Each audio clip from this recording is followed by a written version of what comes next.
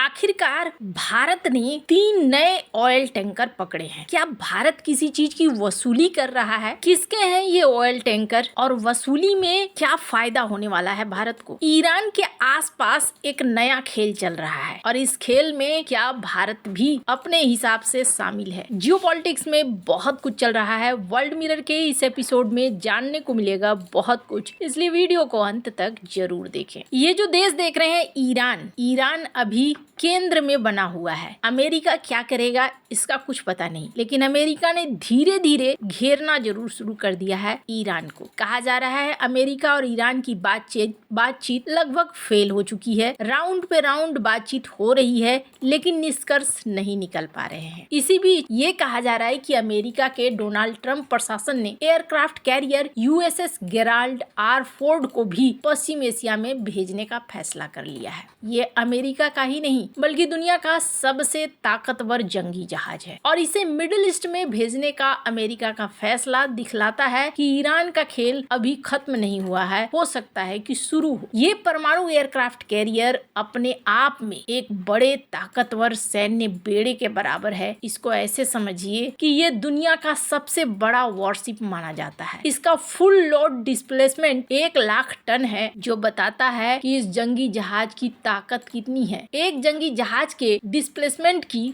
उसकी ऑपरेशनल सफलता में बहुत बड़ी भूमिका होती है। इसमें फ्यूल, एयरक्राफ्ट, हथियार, सप्लाई, क्रू, ये सब कुछ होता है। ये वजन करीब 10,000 से 15,000 बड़े अफ्रीकी हाथियों के वजन के बराबर है। इसका मतलब ये है कि ये अपने आप में बहुत ताकतवर है। 75 एयरक्राफ्ट 4500 लोगों को ले जाने में सक्षम है। चूंकि ये न्यूक्लियर रिएक्टर से चलता है इसलिए इसकी रेंज तकरीबन अनलिमिटेड ही मान लीजिए। अब इसे भेजा जा रहा है अमेरिका के द्वारा। सिर्फ इतना ही नहीं, अमेरिका ने ईरान के परमाणु ठिकानों पर पिछली बार जो बम गिराए थे GBU-57 बंकर बम, उनके नए ऑर्डर दिए हैं। अमेरिकी एयरफोर्स ने एरोस्पेस कंपनी बोइंग को बंकर बस्टर बमों का ऑर्डर दिया है। अमेरिकी फोर्स ने इन बमों से अपने स्टॉक को भरने का कॉन्ट्रैक्ट दिया है और इसे गिराया किससे जाता है? इससे गिराया जाता है B-2 स्प्रिट बॉम्बर से। कहा जा रहा है कि बोइंग को ये कॉन्ट्रैक्ट मिल चुका है। 21 जून 2025 के दौरान खत्म हो गया था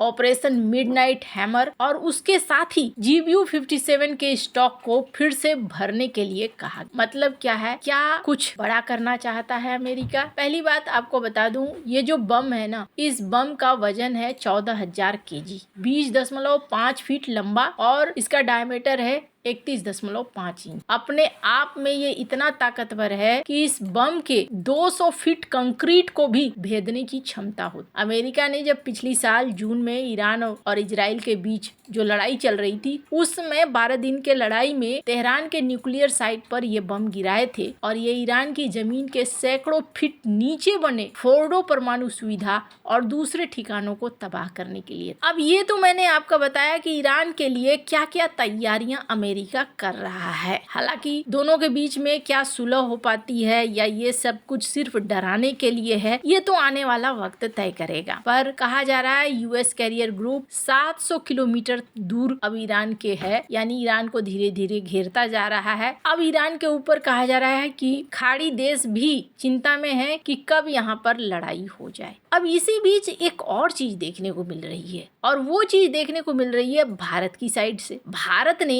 एक बार फिर से 3 ऑयल टैंकर को पकड़ा है और ये 3 ऑयल टैंकर स्क्रीन पर आप आर्टिकल देख सकते हैं। कहा जा रहा है कि ईरान के शैडो फ्लीट का हिस्सा रहे हैं। ये तीनों ऑयल टैंकर वो ऑयल टैंकर हैं जिनके ऊपर अमेरिका ने प्रतिबंध लगाकर रखा हुआ है। भारत ने क्या इसे किसी दूसरे के पानी में पकड़ा है? नहीं, भारत ने इसे 17 फरवरी को अरब सागर में मुंबई तट से लगभग 100 नॉटिकल मील पश्चिम में पकड़ा है और ये कहा जा रहा है कि भारत के स्पेशल इकोनॉमिक जोन के अंदर था। पहली बात तो ये है कि ये गलत है कि आप किसी दूसरे के स्पेशल इकोनॉमिक जोन के अंदर चले जाते हो। दूसरी बात, बहुत सारे लोग ये सोच रहे हैं कि भारत ऐसा कर क्यों रहा है। अभी तो हाल ही में भारत ने पकड़ा था, फिर से पकड़ लिया। भारतीय अधिकारियों का कहना है कि हमने कुछ ऐसी एक्टिविटीज देखी जो गलत थी। माना जा रहा था कि उस जहाज से तेल या जो भी सामग्री थी वो किसी दूसरे जहाज में लोड करने की कोशिश हो रही। जब ईरान से पूछा गया तो ईरान ने कहा कि नहीं जी, ये हमारी कंपनी का इससे कोई संबंध नहीं है, हमें नहीं पता ये कहाँ जा रहा था, कहाँ नहीं जा रहा था। अमेरिका ने प्रतिबंध लगा रखा है और कहा गया कि इसमें किसी दूसरे देश का झंडा लगा हुआ था, लेकिन इसमें जो मटेरियल है वो कहीं जा रहा था। हो सकता है ये चाइना जा रहा हो या फिर हो सकता है कि कहीं और जा रहा हो। भारत ने स्टेलर रूबी, असफाल्ट स्टार, अल जाफजिया इन तीनों को पकड़ा है। भारत का कहना है कि पहली बात कि ये हमारे तट पर घुस रहे हैं और हमारे तट से घुसकर निकल रहे हैं हमारे स्पेशल इकोनॉमिक जोन में, तो इनको हमें पैसा देना चाहिए। टैक्स चोरी कर रहे हैं, ये गलत है, ये हमें पैसा बिना पेमेंट किए निकल जा रहे हैं। दूसरा कि भारत क्वाड का मेंबर है, तो इंडो पैसिफिक स्ट्रेटजीज अब थोड़ी चल रही हैं, अमेरिका के साथ थोड़ी मजबूती भी है। पर लोग ये भी कह रहे हैं कि क्या भारत वसूली तो नहीं कर रहा है? अब वसूली कैसे? भारत ने चाबहार पर अच्छा खासा पैसा खर्च किया है, बस इसी बजट में उस पर पैसा नहीं लगा है। लेकिन अब ये जो ऑयल टैंकर वगैरह भारत के पानी के आसपास से गुजर रहे हैं, तो ऐसे में भारत इन ऑयल टैंकर को पकड़ता है, फिर इसकी जांच शुरू करता है। अब जब तक कोई मालिकाना हक न ले, और जाहिर तौर पर होता यह है जब चोरी छिपे इस तरीके से चीजें बिकती है तो कोई नाम नहीं लेता है कि हाँ जी इसमें जो तेल है वो मेरा है, तो फिर वो तेल किसका हो जाता है? वो तेल हो जाता है भारत का। भारत फिर क्या करता है? उसकी नीलामी करता है। अगर अवैध साबित हो गया कि ये अवैध तेल है तो जब्त सामान की नीलामी की जाती है और तेल रिफाइनरी को तेल दे दिया जाता है प्रोसेस करने के लिए, और तेल प्रोसेस करके बेच दिया जाता है, पैसा सरकार के खजाने में जाता है। जहाजों के साथ भी ऐसा ही होता है, या तो उनको स्क्रैप्ड कर दिया जाता है या उनकी नीलामी की जाती है। जो क्रू मेंबर होते हैं उनको